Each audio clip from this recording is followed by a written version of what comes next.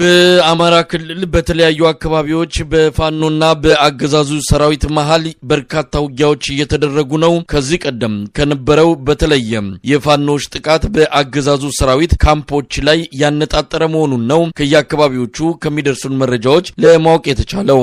በደቡብ ወሎ ይስማ ንጉስ ሰሞኑን በአገዛዙ ሰራዊት ካምፕ ላይ በተፈጸመ ጥቃት መስመራዊ መኮንኖች ጭምር እንደተገደሉ የተገለጸ ሲሆን በካምፑ ይዞታ ላይም ከፍተኛ ጉዳት መድረሱ ታውቋል። በሰሜን ወሎ ዞን ጉባ ላፍቶ ወረዳ መቻሬ ሜዳ በሚባለው አካባቢ የሚገኘው የጥምር ጦር ካምፕ ላይም እንዲሁም በተፈጸመ ጥቃት በርካታ የመከላከያና የአድማ ብተና ሰራዊት አባላት መገደላቸው ተገልጿል። በሰሜንና ምዕራብ ጎጃም አገዛዙ በስፋት ያሰማራው ኃይልም ከባድ ጉዳት ደርሶበታል። በደቡብና ማዕከላዊ ጎንደርም በ8 አቅጣጫዎች የዘመተው ያገዛዙ ሰራዊት አንድም ቦታ ድል ሳይቀናው ተመቶ መመለሱን ነው መረጃዎቹን ካሰባሰበው የዘውትር ተሳታፊያችን ዘገባ መረዳት የተቻለው።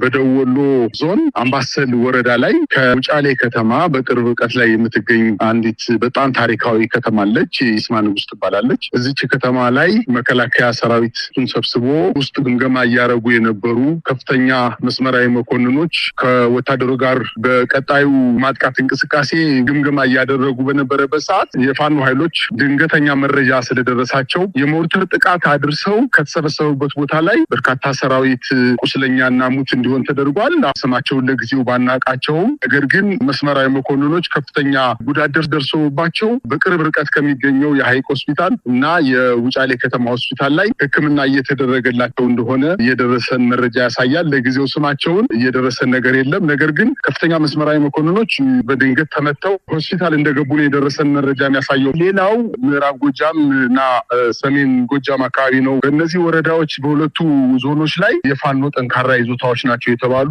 ቦታዎችን በአዲስ መልክ በጣም በርካታ ሺህ ሰራዊት አሰማርቶ በዚህ 4 እና 3 ቀን ውስጥ ከፍተኛ እንቅስቃሴ አድርጎ ነበረ።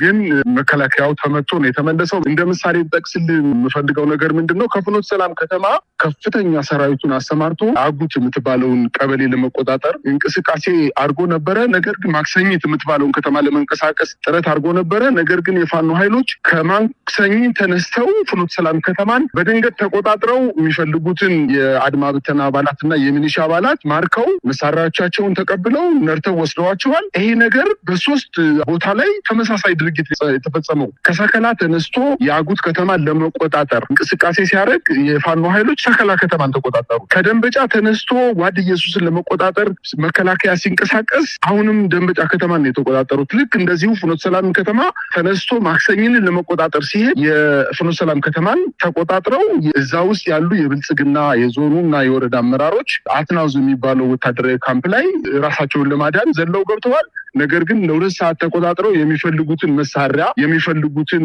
ትጥቅ እንዲሁም ምርኮኞችን እዛ ከተማ ላይ ያሉ የአድማ ብተናና የፖሊስ እንዲሁም የሚሊሻ አባላትን ማርከው ይዘው ሂደዋል። ውጤታማ አይደለም። አጠቃላይ አሁን በሰሜንና ምዕራብ ጎጃም ላይ ያደረገው ወታደራዊ እንቅስቃሴ ወርቆበታል። ነገር ግን መሳይ በዚህ በጣም ከፍተኛ ብስጭት ውስጥ የገባው የመከላከያ ሰራዊት በተለያየ ቦታ ላይ የፋኖ ቤተሰቦችን፣ ህጻናትን፣ ሚስቶቻቸውን፣ ልጆቻቸውን እንዲሁም አባትና እናቶቻቸውን መነኮሳት አባትና እናቶቻቸውን የፋኖ ቤተሰቦች ናቸው በማለት ውጤታማ ባለመሆኑ ምክንያት አንዳንዶችን አስሯቸዋል። የአንዳንዶችን ንብረት በሳት አቃጥሏል። የአንዳንዶችን የፋኖ ቤተሰቦች ሚስቶች ከነ ህጻናት ልጆቻቸው አስሮ በማንገላታት ላይ ነው የሚገኘው። ሌላው እንግዲህ በደቡብ ጎንደር እና በማዕከላዊ ጎንደር ከዚህ በፊት ታይቶ የማይታወቅ በጣም በከፍተኛ ሁኔታ ተዘጋጅቶ ከ8 ክፍለ ጦር በላይ በ8 አቅጣጫ የደቡብ ጎንደርን ፋኖ ይዞታዎች ናቸው ተብሎ የሚጠቀሱ እነ አርብ ገበያን፣ እነ ንፋስ መውጫን፣ እነ ክምር ድንጋይን፣ እነ ጋሳይን፣ እነ ገላውዲዮስን ከተሞችን ለመቆጣጠር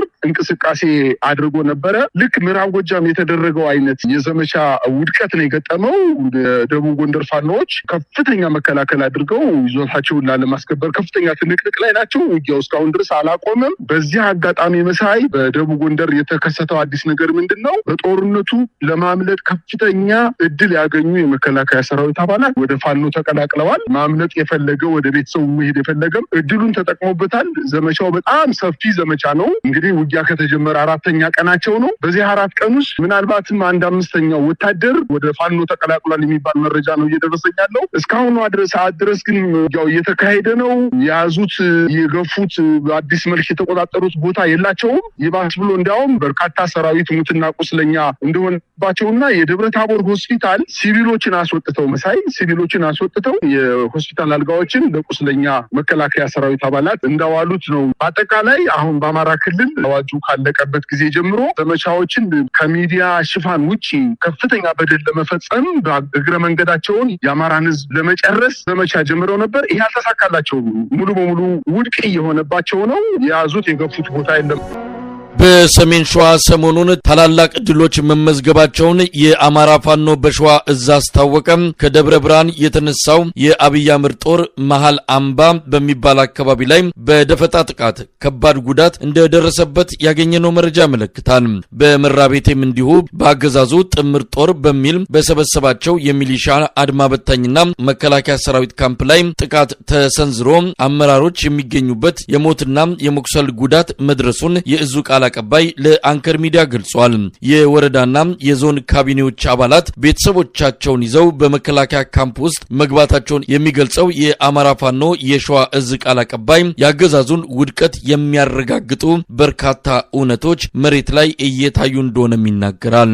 የአማራ ፋኖ ሸዋ እዝ ናደው ክፍለ ጦር በሰሜን ሸዋ ዞን አስተዳደር በመራቤቴ አካባቢ የምትገኝ ፌጥራ የምትባል ከተማ ላይ ያገዛዙ ወንበር ጠባቂ በተሰበሰበበት ንጋት አካባቢ ደፈጣ ጥቃት በመሰንዘር ካምፑን ሙሉ በሙሉ ለተወሰነ ጊዜ በመቆጣጠር እዛ አካባቢ ሰብሮ በነበረው የጠላት ኃይል ላይ ከፍተኛ የሆነ ጉዳት አድርሶ የተሰጠውን ግዳጅ ፈጽሞ በሰላም ወጥቷል። በግዳጁም ወቅት በርካታ ኃይል የአድማ ብተናና ራሱ መከላከያ ብሎ የሚጠራው ኃይል ተደምስሷል። ከፍተኛ ድል የተገኘበት ቀን ነው ብለን በእኛ በኩል ወሰድን። ስርዓቱ ሙሉ በሙሉ ተቆጣጠር አካባቢዎችን ተቆጣጠር ያለው በዛ አካባቢ የሚንቀሳቀሰውን ኃይል ደምስሻለሁ፣ አጥፍቻለሁ ሲል ነበር። ነገር ግን በእኛ በኩልም የምንፈልገውን አካባቢ በፈለግነው ሰዓት እንደምንቆጣጠር የምንፈልገውን ኃይል በፈለግነው ጊዜ መምታት መደምሰስ እንደምንችል ደጋጋሚ መግለጫዎችን ስናወጣ ነበረ። እንግዲህ የዚህ አካል የሆነው ነው ዛሬም የተፈጸመው። ያገዛዙ ዙፋን ጠባቂ ኃይል ሀገር ሰላም ብሎ በተኛበት የኛ ኃይል ገብቶ ያለምንም መስዋዕትነት የሚፈልገውን ነገር ሁሉ አድርጎ ወጥቷል። በእኛ በኩል ድሉ ከፍተኛ ነው። በፖለቲካም ተቃኝ ነው። ስርዓቱ ለመናገር አስከሬን የቀረበት ሁኔታ ላይ ነው ያለው። አስከሬን እንግዲህ ምናልባት የሰው ልጅ የተከበረ እንትን ለመጉዳት አይደለም ቃሉ ምናልባት ህይወት የሌለው የሚለውን ለመግለጽ ነው። ስለዚህ የአማራ ህዝብ ተሸክሞ ያለውን አስከሬን የሞተ ኃይል ምናልባትም ለአንዴና ለመጨረሻ ጊዜ ወደ መቃብር ወስዶ የሚቀብርበት ደረጃ ላይ ሰርተናል። በፖለቲካ ቋንቋ እንግዲህ ከቃኝ ነው። በእኛ በኩል ትልቅ ትርፍ የተገኘበት ነው። ቀጣይም እንዲህ አይነት ተጠናከሩ የተጠኑ እርምጃዎች ይወሰዳሉ። ስለዚህ በእኛ በኩል ትልቅ ድል አድርገን የወሰድነው ምናልባት ደብረ ሲና አካባቢ እንደዚሁም ደብረ ብርሃን አካባቢ ያሉ እንቅስቃሴዎችንስ እንግዲህ በዛም አካባቢ አንዳንድ ወታደራዊ እንቅስቃሴዎች እንዳሉ እንሰማለን። እንደው በሌሎች አካባቢዎች ያሉ መረጃዎች አሉ? ናው መልካም። በሁሉም አካባቢዎች እንቅስቃሴዎች አሉ፣ ጠንካራ እንቅስቃሴዎች አሉ። ደብረ ብርሃን ከተማም ከዚህ በፊትም እንደምንለው አሉ 39 ከተማ ቀበሌ አስተዳደሮች ውስጥ ወደ 15 አካባቢ የሚደርሱትን ፋኖ ነው የሚያስተዳድራቸው። ከተማው ስርዓቱ አሁን ምንም ምላሱ ነው የቀረው። ለመናገር አሁን በሁሉም ቦታዎች ላይ ፋኖ ኃይል እየተጠናከረ ነው። ህዝባዊ ድጋፉ በሰፊው እየሄደ ነው። የህዝብ አደረጃጀቶች ስራቸውን እየሰሩ ነው። በእኛ በኩልም ወታደራዊ ሎጂስቲኩም የሰው ኃይሉም እየተጠናከረና በጥሩ ሁኔታ ላይ እንደሚገኝ ምናልባትም አሁን ባለው ሁኔታ ካየ ነው ምንም ለፋኖ ምንም የሚያግደው ኃይል የፈለገውን ከተማ የፈለገውን ቦታ የፈለገውን አቅጣጫ በፈለገው ሰዓት መያዝ የሚችልበት እድል እንዳለውና አቅሙም ዝግጁነቱም እንዳለው ነው የሚታየው። በዚህ ደብረ ብርሃን ብቻ ሳይሆን በሙሉ ሸዋ ላይ ባሉ ቦታዎች ላይ ይሄ ነገር ተጠናክሯል። ከዚያም ዘለል ሲል የቀን ተቀን ግንኙነት ስላለን በሌሎችም ፕሮቪንሶች ላይ ወይም ማለት ግዛቶች ላይ የፋኖ ኃይል እንደተጠናከረ ነው ማየት የሚቻለው።